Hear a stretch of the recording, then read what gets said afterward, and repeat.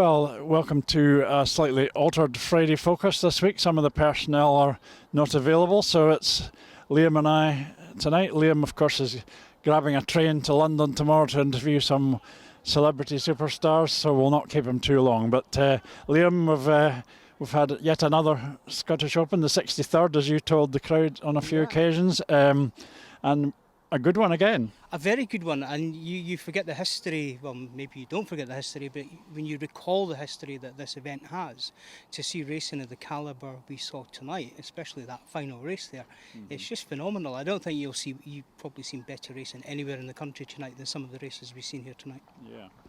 Yeah. Probably the favourite at the start of the meeting might have been Rory Schlein, and we also had the home number one, Ricky Wells. They both did quite well in the qualifying. They got through to the semi. At the beginning of the night, we had a word with Ricky Wells, and this is what Ricky had to say.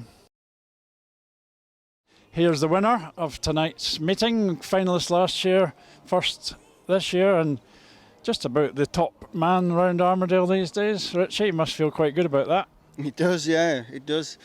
These tracks really do suit me. These small technical tracks, I can really get going on them. Yeah. And well, as we've seen, I love riding here, and I think that's a big thing of it. You know, when you're having fun, when an Edinburgh fixture comes up, I can't wait to go and do it. You know, I really do enjoy riding this place. It just suits me, and I think it shows. You know, it shows in the riding. Great stuff. I think it would be fair to say that you were the man of the meeting. You dominated the early stages. You were the top scorer, so you deserved to win it. It was pretty close in that final, though. Yeah, I think I made it like that, to be honest. The finals do that. You know, they do bring out that extra oomph, should I say. You know, Slaney made... I hadn't quite built my speed up. It was the first lap, and Slaney made a bit... I'll say it was kind of desperate with the move he made down there. It could have been dangerous, but it wasn't. You know, I still managed to just keep going a little bit. And then it made me then change my line from what I'd been on and been fast on all night. So then I was kind of riding defensive, and when you start doing that, you then slow down a little bit. But I rode a defensive line to where he couldn't do anything like that again. And the last corner, just as it was coming out, I looked over to see where he was, and then, however, it was a change of body position on the bike. At one night, it caused the bike to grip. It come up, and then it made it a real close finish, which it's a bit too close for my liking. Yeah. Well, the whole conclusion to the meeting was exciting from the fans' point of view. So yeah, so who got it? Well, yeah. I kind of knew I got it because I know that's the second finish line, so I didn't give in until I got past that.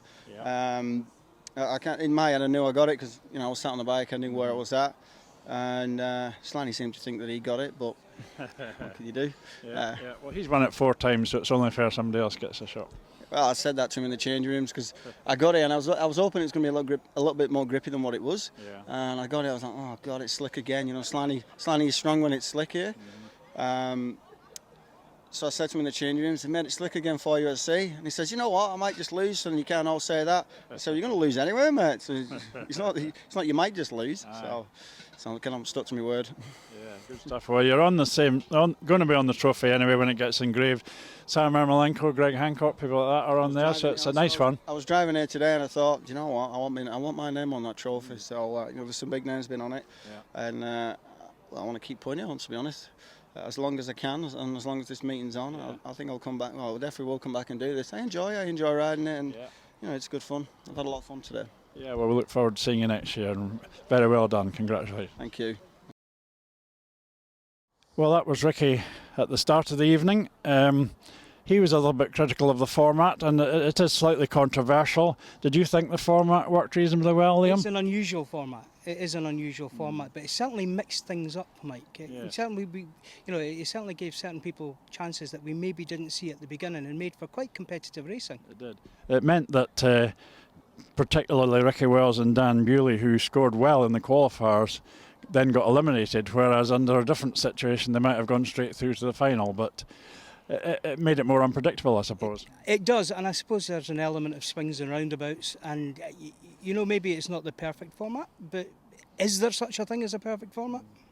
Well, not that one perhaps, but we certainly enjoyed watching Dan Bewley tonight. I'm sure you would agree with that. Do you know, it was great to see Dan back, reminding us that he does know the fastest way around here, and just you could see the old Dan Bewley.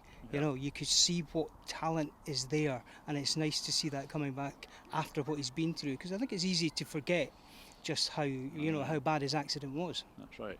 Well, during the qualifying races, there's no doubt that the best of the races was Heat 9, in which Dan Bewley came up against Ricky Wells. So we'll have a look at that now. Heat 9, it's Teal Piper, Gate 1, Matthew Weathers, Gate 2. Dan Bewley, Gate 3 is on 7, and Ricky Wells on Gate 4 is on 8. And it's actually Weathers. But Wells has gone round him, and here comes Bewley into 3rd spot behind Matthew Weathers. Bewley having a dabble round the outside.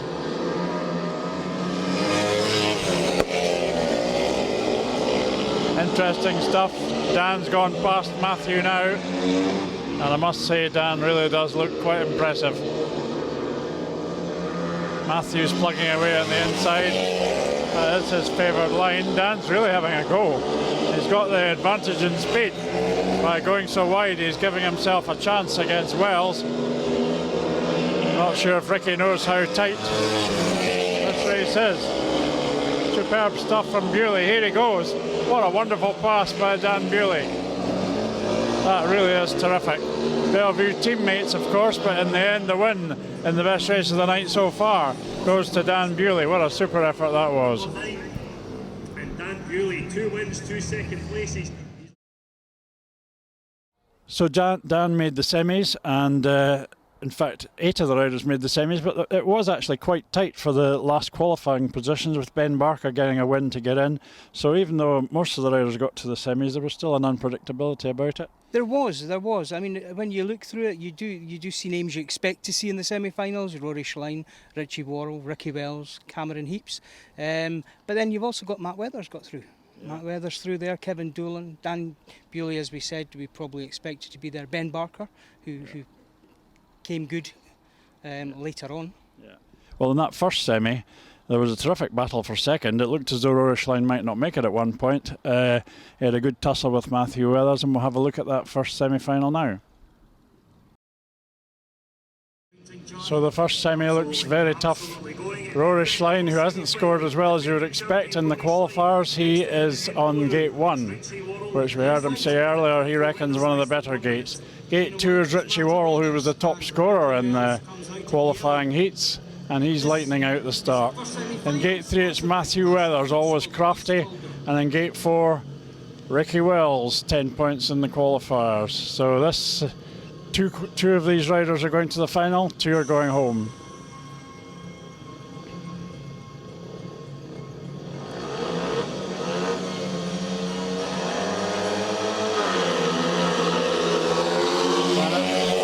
Worrell, who's away.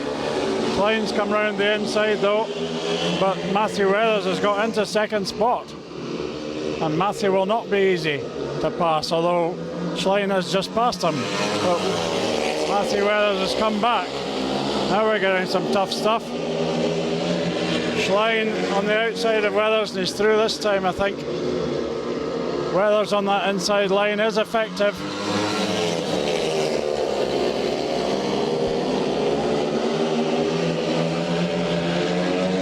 Worrell again, very, very impressive out in front.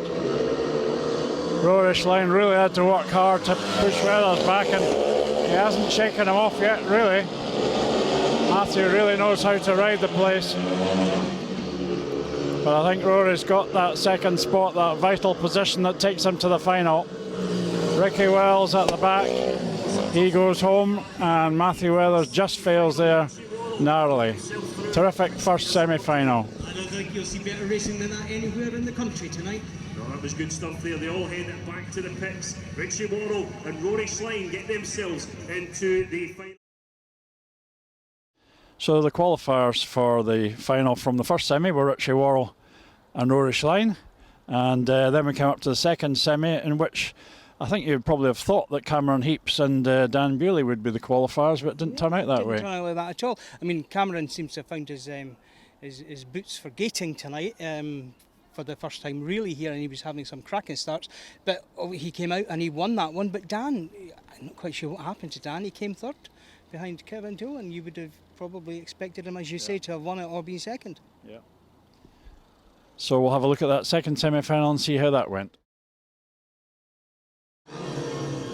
So the second semi-final, Cameron Heaps, Ben Barker, Kevin Doolan and Dan Bewley.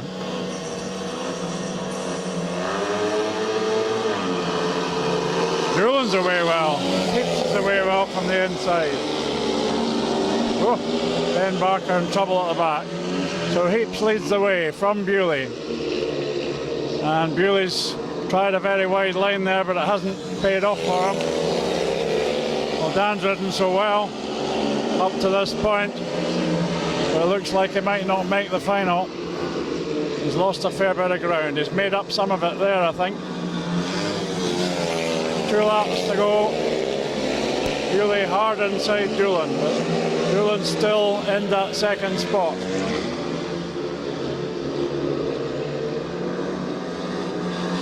Bewley trying everything.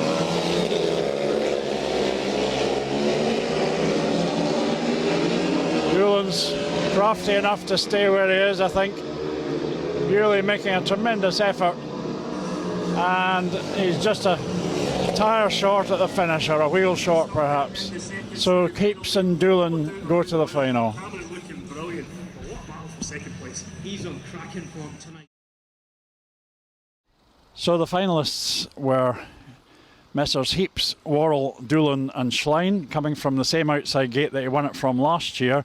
And Richie Worrell led all the way, but Rory tried so many different lines that Richie really had to think about what he was doing. He did indeed. I mean, that for me was the race of the night. That was an exciting race. I was standing on the green watching it. I think it was a slightly controversial decision, but we have the decision, and Richie Worrell is the champion, the Scottish Open champion 2019. Yeah.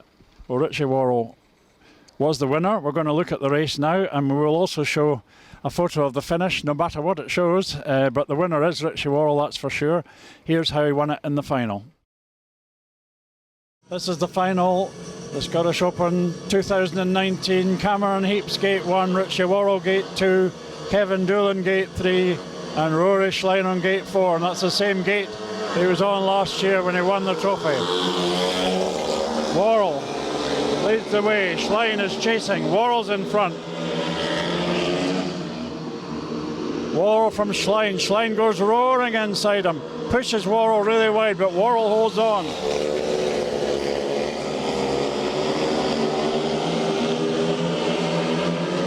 Schlein putting him under loads of pressure, swinging wide to cut back. And here comes Rory down the straight. Richie Worrell still leads, out wide this time. Just enough drive to stay in front. Schlein's all over the back of him. Into the final lap. Is Richie Worrell going to do it this year? Rory Schlein has dropped a couple of lengths back. Big last bid round the outside by Schlein. And Worrell lifts, and I think Worrell got it. I think he got it. We'll just have to wait for the referee, but I think Worrell's still in front at the line, even though he lifted. So close, and we're not at a good vantage point up here. Fantastic effort by Rory Schlein, but I think Richie Worrell did it. The result in a moment. We will see who the 2000. So Richie Worrell is the Scottish Open champion for 2019. Nothing can change that. And after the meeting, we caught up with a clearly very happy Richie. I think he enjoyed himself. He looked like he was having a lot of fun, Mike. In fact, we all had a lot of fun, really. And we're also going to hear, after we've spoken to Richie, we will hear from the sponsor's representative, David McFarlane. And that'll close the show for this week.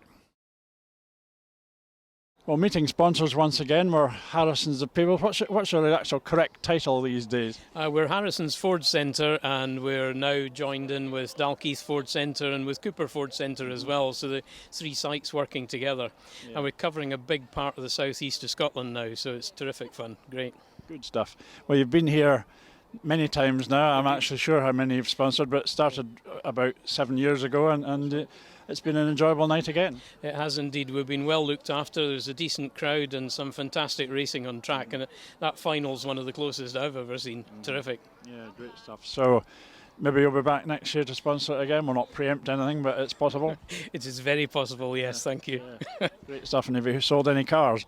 We're not sure. It's not really the aim of the game tonight. It's just a bit of exposure, come along, have some fun, and let people see what we've got. So, no, we're more than happy. Great. Well, it's nice to see you again, David. Thank you very much for your backing. Thank you, Mike.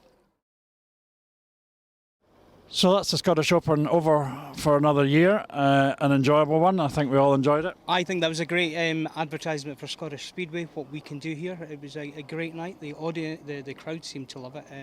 I certainly loved it from our tower. It's sometimes difficult to see just exactly who hits the line from there, but that final from the centre green was something special. Yeah. So it's back to normal business for the Marks. They're down at Berwick tomorrow, and we have Redcar here next Friday. It's going to be quite exciting. I'm quite looking forward to it. I'm going to miss Berwick, but as Dick Barry said today, he thinks it might not be as easy for Berwick as they think it will be. So we shall see what we shall see. Yeah, so Dick's trying to entice us down the coast. Hopefully a lot of us will be there tomorrow, and then back here for Redcar next week. Get your tickets for that one on the website, and get yourself along here to see if the Monarchs can beat the Redcar Bears. And Josh Pickering might be back for that one, he said tonight, so we'll see if that happens. That's it then from the Friday Focus. Thanks for watching and good night.